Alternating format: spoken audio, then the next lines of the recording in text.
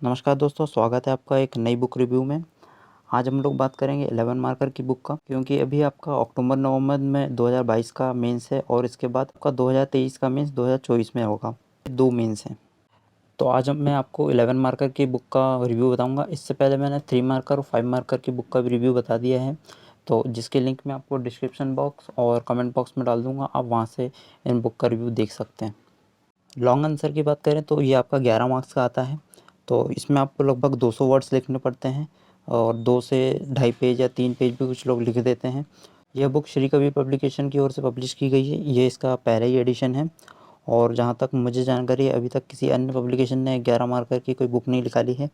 तो सबसे पहले इसका प्राइस देख लेते हैं हम लोग। इसका प्राइस 399 रुपीज़ है, जो आपको अमेज़न पे लगभग 300 रुपये में मिल जाएगी और डिस्काउंट के साथ आपको ऑफलाइन बुक स्टोर्स पे लगभग 280 से लेकर 300 के आसपास में आसानी से मिल जाएगी। इस बुक के अंदर आपको पेपर 1, पेपर 2, पेपर 3 की सभी यूनिट्स के प्रश्नोत्तरी मटेरियल मिलेगा, जिसमें आपका फ्लो चार्ट भी रहेगा, टॉपर्स के नुस्खे भी रहेंगे, मेंस लिखने की रणनीति भी बताई गई है, अभ्यास प्रश्नों का समावेश भी किया गया है और प्रीवियस ईयर में जो प्रश्न पूछे गए उनको भी यहाँ पर सॉल्व करके बताया गया। ये देख लेते हैं इंडेक्स में कैसा दिया है। तो इंडेक्स में आपका प्रथम प्रश्न पत्र जो आपका इतिहास और भूगोल है, इसकी 1 यूनिट से 5 यूनिट और फिर बी का 1 से 5 यूनिट, मतलब आपकी पूरी 10 यूनिट। फिर द्वितीय प्रश्न पत्र की दोनों पार्ट और 10 यूनिट और फिर आपकी तृतीय प्रश्न पत्र की विज्ञान और तकनीकी की पूरी 10 यूनिट, मतलब आपको पेपर 1, पेपर 2, पेपर 3 के दोनों पार्ट्स कवर करके पूरी 30 यूनिट यहाँ पर कवर की गई हैं। ये अब अंदर का हम लोग कंटेंट देख लेते हैं। तो इसमें आपका पहला प्रश्न पत्र दिया है इतिहास का। तो इसमें आपको भारतीय इतिहास दिया है, सिंधु घाटी सभ्यता पहला टॉपिक उठाया है इन लोगों ने। तो इससे जितने भी पॉसिबल क्वेश्चंस हैं वो उन्हें यहाँ पर डिज़ाइन करके बताया है। यहाँ पर फ्लो चार्ट का भी उपयोग किया गया है। इसके साथ ही यहाँ पर 2020 का क्वेश्चन है, 2019 का, मतलब आपका प्रीवियस ईयर के क्वेश्चन भी यहाँ पर आपको सॉल्व करके बताए हैं कि ये जो क्वेश्चन आए थे इनको किस तरह से डील करना था, किस तरह से लिखना था। ये एक तरह से आपकी प्रैक्टिस भी इससे हो जाएगी और आपको प्रीवियस ईयर के क्वेश्चन भी आपको इसी से मिल जाएंगे। एक हम क्वेश्चन देख लेते हैं जो तो मीन्स 2020 में आया था। आपका सिंधु घाटी सभ्यता एक नगरीय सभ्यता थी, इस कथन के संबंध में आपका क्या मत है। तो इसमें आपको क्या करना है कि आपको पूरी विशेषताएं बतानी है, ठीक है। इसके बाद एक आपको कुएं कैसे थे, भवन कैसे थी, सड़कें कैसी थी, नालियाँ किस ओर खुलती थी, ये सब आपको इसमें बताना पड़ेगा। मैं आपको प्रस्तावना लिखना, अंत में थोड़ा एक निष्कर्ष 1-2 लाइन का, वो भी पॉजिटिव, ये सब आपको 11 मार्क में लिखना चाहिए। इसके आगे एक और क्वेश्चन दिया है जो मौर्य साम्राज्य से है कि अशोक की धम्म की विवेचना कीजिए। और ये जो आपका 2021 में आया था और इसी से संबंधित एक प्रश्न आया था जो आपका 2012 में था कि अशोक के धम्म की व्याख्या कीजिए, इसकी क्या प्रकृति थी वो बताइए। डिज़ाइन कैसा किया है कि यहाँ पर 2 लाइन का आपका प्रस्तावना दे दी है, फिर इसके बाद मेन कंटेंट दिया है, उद्देश्य क्या था वो बताया गया है, उसकी विशेषताएं क्या हैं वो बताइए, अशोक की धम्म की असफलताएं के कारण बताए गए हैं और उसके बाद 2 लाइन का यहाँ पर निष्कर्ष बताया। तो ये चीज़ आपको पूरी 11 मार्कर में ध्यान में रखना होगा कि आपको किस तरह से फॉर्मेटिंग करना है। हो सके तो क्वेश्चन को आपको कोटेशन कथन से स्टार्ट करना चाहिए और जो वो वही ज़्यादा बड़ा नहीं होना चाहिए, 1-2 लाइन का ही काफ़ी है। इसी प्रकार से यहाँ पर मौर्योत्तरकाल दिया है, मंदिर की शैलियों के बारे में क्वेश्चंस दिए हैं।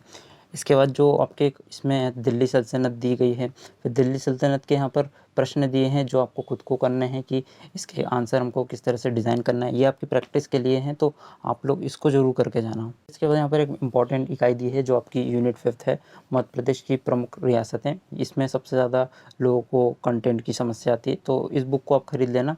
इसमें यहाँ पर क्वेश्चंस दिए गए हैं पूरे टॉपिक वाइज, जैसे गोंडवाना रियासत दी है तो गोंडवाना रियासत में जो जो क्वेश्चन पॉसिबल हो सकते हैं वो बनना है। जैसे संग्राम शाह की उपलब्धियों का वर्णन कीजिए, क्वेश्चन हो गया। रानी दुर्गावती के बारे में लिखिए, ये क्वेश्चन हो गया। रानी दुर्गावती और मुगल साम्राज्य जो है उसके बीच संघर्ष हुआ था, उसकी टिप्पणी कीजिए। तो इस प्रकार के इसमें पूरे क्वेश्चन शामिल किए गए हैं। आपका पूरा टॉपिक और सिलेबस कंप्लीट हो जाएगा। इसके बाद आपका यहाँ पर इकाई 2 दी है, आपका भारत का भूगोल दिया है, उससे भी प्रश्न दिए गए हैं।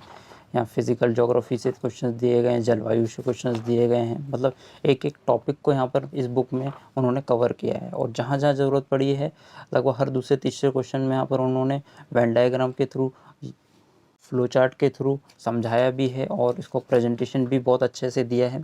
तो आप लोग भी प्रेजेंटेशन का बहुत उपयोग कीजिएगा और फ्लो चार्ट का उपयोग कीजिए। तो इसमें अंत में हर टॉपिक के क्वेश्चंस दिए हैं, अभ्यास प्रश्न पत्र, इनको आप एग्ज़ाम से पहले ज़रूर हल करके जाना, इनके फॉर्मेट करके जाना किस प्रकार से, क्योंकि हो सकता है ये क्वेश्चन आ जाएँ, क्योंकि बहुत इंपॉर्टेंट क्वेश्चंस हैं। स्टार्ट हो जाता है लगभग 323 पेज नंबर से।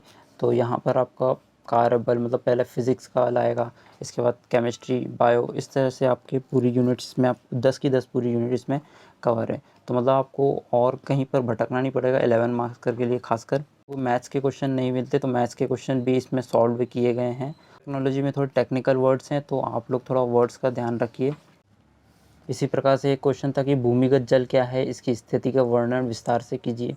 तो 2 लाइन का यहाँ पर इंट्रो दे दिया, इसके बाद फिर कुछ पॉइंट्स दे दिए उसके, और फिर लास्ट में 1 लाइन का निष्कर्ष लिख दिया और यहाँ पर थोड़ा एक डायग्राम टाइप का दिखा दिया। तो ये इस प्रकार से आपको क्या करना है कि 11 मार्क्स के क्वेश्चन का अटैम्प्ट करना है।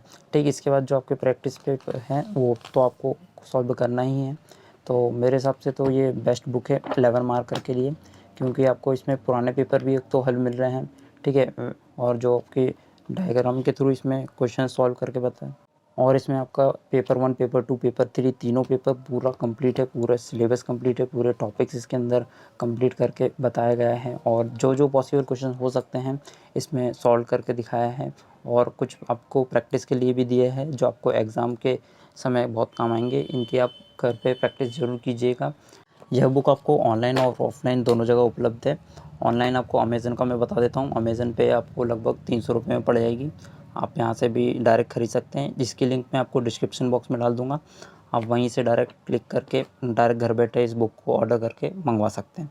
और अगर आप इंदौर, भोपाल यहाँ पर रहते हैं तो आपको नज़दीकी बुक शॉप पे मिल जाएगी, लगभग 280 रुपये में आसानी से मिल जाएगी। लगभग इतना डिस्काउंट तो देते हैं सब। श्री कबीर पब्लिकेशन के टेलीग्राम ग्रुप में जुड़ जाइए, क्योंकि वहाँ पर भी इनकी और क्वेश्चंस की अपडेट वो लोग डालते रहते हैं, जहाँ से भी आप थोड़े 1-2 क्वेश्चंस कवर कर सकते हैं। इस बुक का डेमो PDF आप मेरे टेलीग्राम चैनल से डाउनलोड कर सकते हैं, जिसकी लिंक भी डिस्क्रिप्शन बॉक्स में डाल दूँगा, आप वहाँ से देख लेना। तो best of luck for your mains exam, और मिलते हैं नई बुक रिव्यू के साथ। धन्यवाद।